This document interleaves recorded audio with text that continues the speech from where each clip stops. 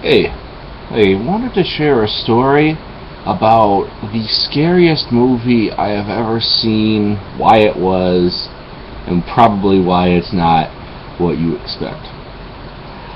It's an anime movie, and I know you might have lost some interest, but it's really good. It's called My Neighbor Totoro, and the funniest thing is it is one of the most family-friendly movies out there.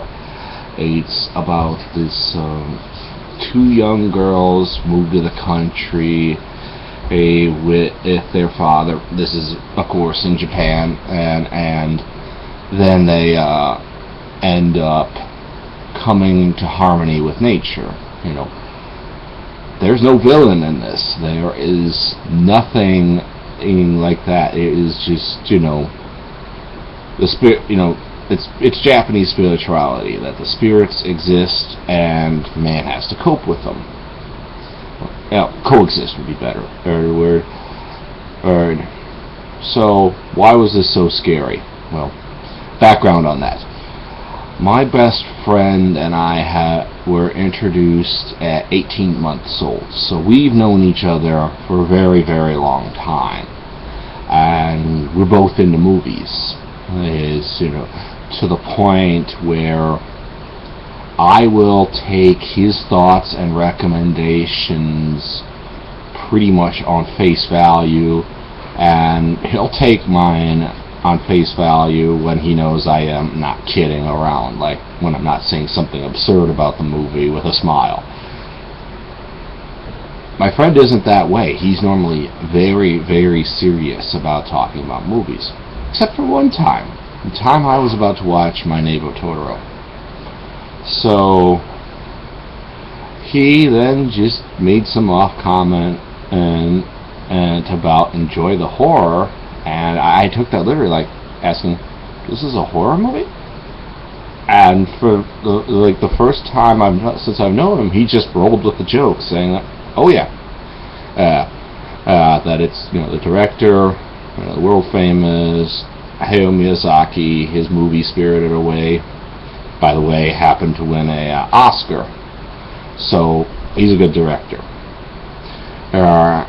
That my friend says that it's his one entry into the horror genre, and it's great because you never see it coming. So, incidentally, my friend says he doesn't remember this, but he loves the story. That's the fun thing. So, starting off watching the movie, it's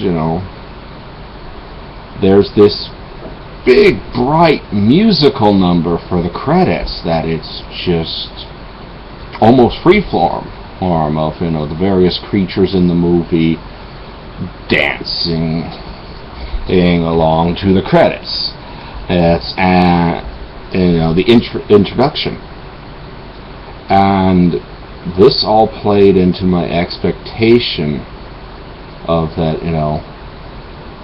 It's the horror movie that you don't see coming that is the most horrific. If I go into watch a slasher film, I know it's going to be slasher, or the movie tries to tell you exactly what it's about in almost every case to try to draw in the most audience. And it's that there is the demographic for slasher films, psychological horror, etc. Well, it's always occurred to me that the best horror film would be the one that just smacks you from behind. You had no idea that it was like, imagine Mary Poppins turning into a horror film. But that only happens halfway through. So the first half is played straight, and then with no warning, it all hits the fan. Wouldn't that be just so disconcerting that it would just add to the fear? So I'm going in and watching the movie with that. that philosophy. Early in the movie, the two children encounter small, minor spirits that live in human houses when they aren't occupied. The spirits flee from humans automatically. So, in the movie, they walked into a room, and it was covered in these spirits that looked like dust bunnies from head to toe, and the spirits all ran away from them. This is fitting in my internal narrative of, I'm not, this could still just be an innocent children's movie. But, I was given this knowledge that I trust that it's actually going to turn into a horror movie. So, I'm, slowly getting closer and closer to the edge of the seat that, the older girl, she goes to school, and her younger sister is, just too young for school, so she is out exploring the forest, and in this giant tree, she comes across, the god of the forest. It's called the Totoro. Well, the Totoro is sort of like this teddy bear with short arms and legs, eyes that can be just really small, the huge, wide, the traditional anime eyes that are huge, and that, the biggest thing is you can have just also a really small mouth that opens to literally the size that an adult person could be swallowed by the Totoro, if the person, say, fell in. And, the Totoro was just amused by the human child as they are. The child means absolutely no harm. He knows this. And it's like, oh, hey, I met a human today during my nap. Whatever. So, the big mouth fit just perfectly in the narrative of me wanting it to be a horror movie. That I could see how that would work. Those nice, herbivore teeth that have, very rounded front teeth for, shearing vegetables, and molars on the back for chewing it. Those turn into fangs when the horror starts.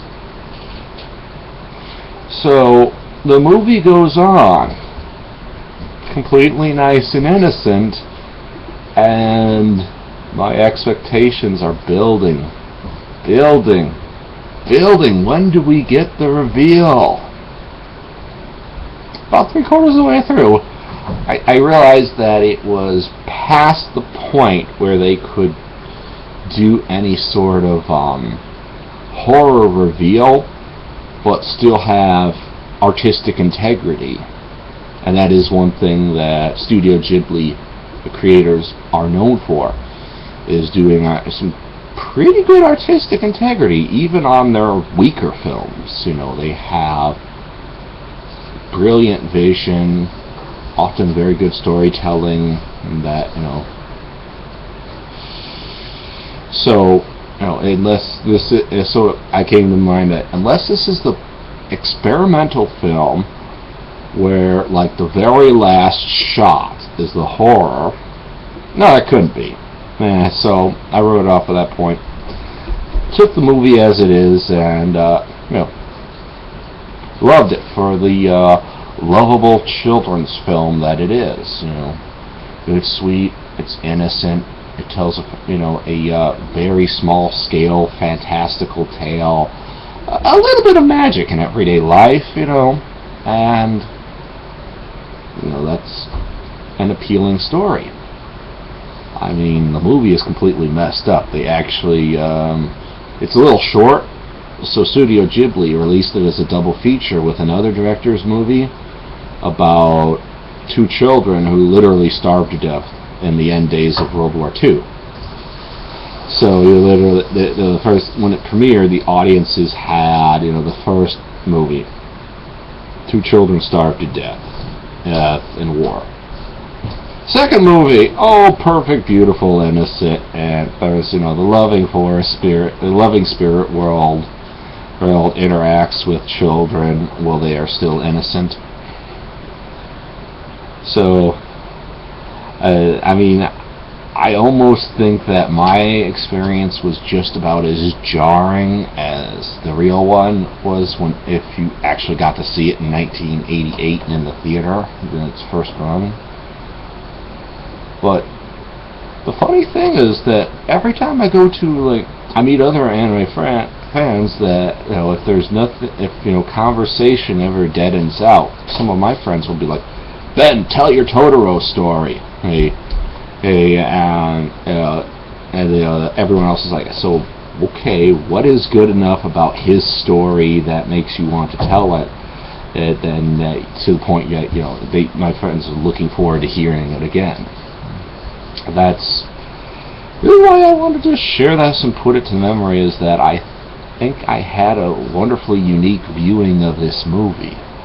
And I got lucky enough to see it again in a independent theater before Christmas this year. So that just put the story back in mind, and I realized that, I have a channel. I should really just put this to the record, so with any luck, someone else who's seen the movie can then, hear my experience, understand it, and, that might enhance their experience. As I think with Imagine, when I hear other people's experience of stuff, my imagination compiles that viewing thing, so that, it's almost like getting to see the movie again, with this new perspective. And it's what I really hope someone else gets, and I would love to gift to other people. So, thank you for participating in my long ramble. I hope a number of people get to see this.